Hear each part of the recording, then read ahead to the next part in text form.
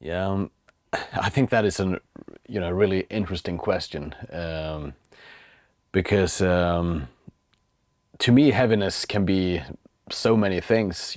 It's like sometimes I hear people refer to heaviness as it could be something that's more brutal maybe, but technically if you start to think about the term, is that really heaviness? And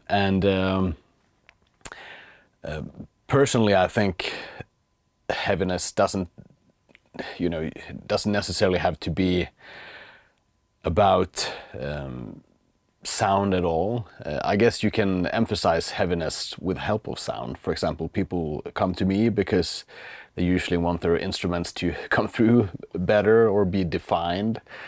I don't think that necessarily makes it more heavy, but that's all about the perception. If you ask people when it comes to heavy music, what is heavy?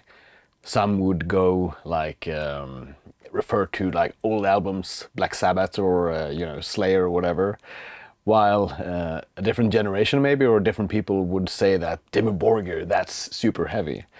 But yes, I think that's a lot about perception. And if you ask me personally, I guess when I think about heavy, it's more a musical expression. I guess it's some sort of sense of heft and slowness to it maybe, but not necessarily, I guess. I also find it really interesting how usually heavy is always described as something positive. For almost everyone at least. Usually when you see a band talking about the new album, it's always heavier than the previous one.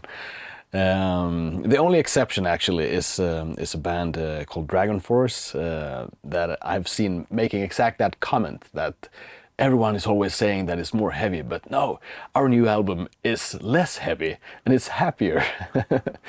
Like that would be a thing. But most of the time I think if you're into heavy metal music, heavier is always better.